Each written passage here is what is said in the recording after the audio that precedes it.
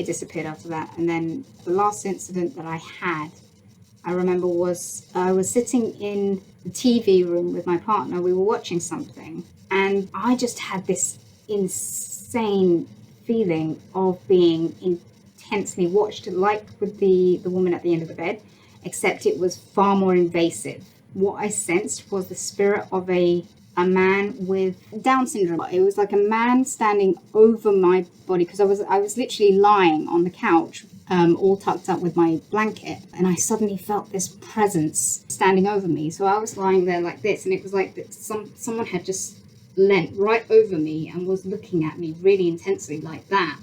And to me, it felt like a man with Down syndrome. He wasn't hostile. I didn't get any hostile feelings from him, but it was very much a sense of like he was very, very curious about me. And he thought that it was okay to lean in really, really close to me. And I felt very uncomfortable, and I told him to back off. And I got very, very unhappy about that. Eventually he did back off. He went and stood in the corner for a minute or two, and he just sort of stood there and just watched us, and then he just went. I don't know what he was doing here. He didn't say anything. He didn't want anything. It was kind of like he was passing through. He was there, and he just leant in and was looking at me, and then I got very uncomfortable, and he backed off, and then he just stood there and disappeared. That's all I got from him. So that was my experience of hauntings up until recently. Oh, and I forgot to mention that the little girl who I mentioned that I saw in the kitchen with the old man and the lady, she actually followed me and my partner upstairs after we left the kitchen. And she was interested. She was playful. It was like she liked us. She liked being with us. And I had a little plushy bunny that I'd been given for Easter, I think. And I sensed that she wanted to play. And I was not interested in playing. So I said, I'm not going to play with you, but here's a little toy you can play with. And I just placed that bunny next to the bed. And she seemed quite happy with that. So ever since then, I've believed in ghosts. So those have been my experiences with ghosts. I have experienced it, and I have felt it, and I've seen it, and it's real. My belief in possession is very real. I believe it manifests very differently in people. Like I said, I don't know about the extremes of people talking in tongues and walking up walls and bending themselves backwards and all that stuff. I don't know whether that's true or whether that's just Hollywood, but I certainly do believe that possession is a manifestation of malignant beings. I don't like to call them demons and devils, because I don't believe in demons and devils. I believe that there are malignant spirits who were people on this earth. I mean, if you look around, the earth has got quite a lot of very malignant people in it. I mean, you've got psychopaths, sociopaths, you've got people who are just downright grumpy, who can just be rude and stuff like that. So I think the spirits of people like that do tend to come into your being sometimes. And if you are a weak person, someone who has mental and emotional issues, they tend to feed off that. And if there is turmoil in the home, again, that feeds into it, because negative feelings do tend to feed into malignant spirits. And I think that if you want to combat it, the best thing to do is to own up to what other people have done to you and how you feel as a result of it. Me going to therapy seriously helped me. There were some downsides to it. Like I've said in my previous videos, I have had moments of disappointment, should I say, with my therapists. But on the whole, therapy seriously helped me build a barricade to this negativity. And so it's actually helped me get out of it as well. With my partner's help, he actually helped me gain the strength to be able to walk away from my parents and to whatever entity was there. And I really hope that whatever issues people are dealing with, that they can garner the strength to fight back, because I think it's very much an internal battle. And, you know, I hear a lot about how when people undergo exorcisms, there's a lot of exorcisms that fail, and a lot of people suffer as a result of it. And I think that's because they are not dealing with the internal struggles for themselves. They are relying on an external source to cure them when they themselves need to open up and admit that there is something in them on a personal level that they need to deal with. Because if you are mentally and emotionally dealing with something that only you can fix, it doesn't matter how many priests you go and see and how much scripture they throw at you and how much holy water they bathe you in, it's not going to do anything, because you are not acknowledging the, for lack of a better term, the wickedness within yourself. You have to acknowledge the fact that you are not a perfect person. You have to acknowledge your mistakes. You have to acknowledge and own up to them. And then through seeking help, professional help, maybe through a therapist, you can alleviate some of the negative sensations you experience.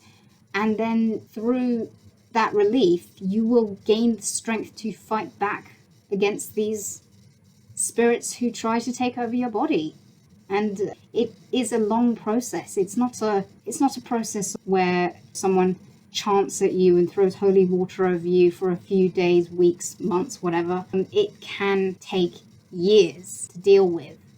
But it's a matter of you have to acknowledge your own problems. This is what I've experienced, because my depression felt very strongly like someone was there trying to control me.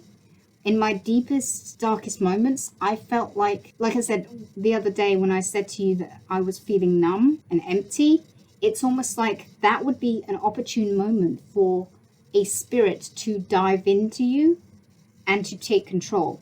Because if you feel nothing and you feel completely empty, like a shell, maybe that's what you are. You are just an empty shell, and you are providing an opportune vessel for a spirit to jump into.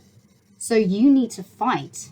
And so seeing everyone else's support has really boosted me and given me the strength to keep going. So thank you guys so much for that. Do I ever think I'll see another ghost again? Probably, quite likely. And do I seek ghosts out? No. Never seek a ghost out. And I don't ever converse with them verbally. Don't ever converse with them. You know, I don't have conversations with them. I tell them stuff, but I do not hold conversations with them. I know that sounds like a contradiction because I said to you that I was talking to these three people, but it wasn't a verbal conversation like I'm having right now. It was more sort of like I was sensing what they wanted. I did not ask any questions. I just sensed what they wanted to say. They wanted to say something to me. I just let the sense of whatever they wanted to say happen, and then I relayed it to my partner and his mother. And if I ever do communicate, I just tell them something. I tell them to either leave, or I tell them, like I did with the little girl, here is something, you may play with it. So I'm telling them stuff, but I'm not engaging in a conversation with them. So that's what I would say to you. Never engage in conversation. It's like that bit with the exorcist, you know, he says, do not engage in conversation with this demon, because that's what they want you to do. They want you to start talking to them so that they can then take your energy, and then through the lack of energy that you have, they have the ability to possess you. So that's my experience with ghosts, and from my own experience with what it's like to actually see possession and experience negative spiritual attacks. Hi guys, editing me here. So just wanted to add to my explanations about possessions and how I experienced it. It's also the fact that one of my biggest fears is that I will become like my mother and her rages will happen to me. And actually, when I have bad bouts, I sometimes actually experience what I call rants. And they tend to happen usually when I'm very alone. Quite frequently, it tends to happen when I'm in the toilet. I don't know why, but it's maybe because I'm locked into a room and I'm alone. It's almost like the negative thoughts in my head are suddenly let out of a box. It's a bit like the Pandora's box situation. Like the box opens and all the negative shit comes out. And all my mind can do is focus on it, and all I end up doing is literally verbalizing to almost like an imaginary version of my parents or to whoever's wronged me. I tend to verbalize everything that I want to say to them. But it's not just like, oh, I'm saying it. It's I am properly going all out, having an aggressive rage at them. And sometimes it happens and it feels like I black out. And when I finally come out of these, it's a bit sort of jarring. I'm like, what have I just been doing? And I come out of the toilet quickly and I just feel so exhausted afterwards. And it's like, well, that's what I mean by possession.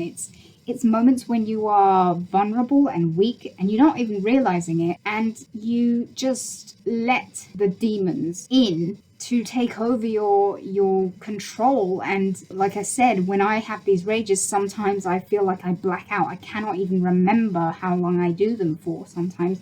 And when I was at my absolute worst, I would sometimes have these rants for like half an hour to an hour, and it would be really, really jarring. So my turning point for me was when I realized I was starting to rant in the street. I was starting to verbalize things like I would just walk down the street, say I was heading to the shops, and my mind would start going into all these negative thoughts again. And I would just suddenly verbalize things like F off and things like that. And I thought, oh my God, I can't be doing this in public.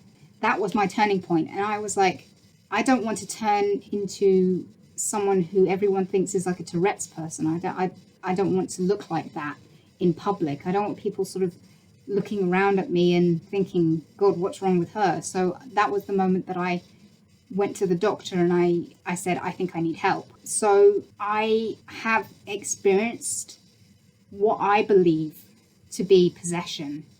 And it's moments, it comes in moments. But because I am actually dealing with my internal struggles and owning up to it, that makes it a lot easier for me to fight back and to avoid having these outbursts and to avoid letting the negativity get to me and fight off these possessions. And I think it's very important to acknowledge what you're dealing with. Very important. Acknowledge it and get help for it, because holding everything in it's akin to someone whispering in your ear.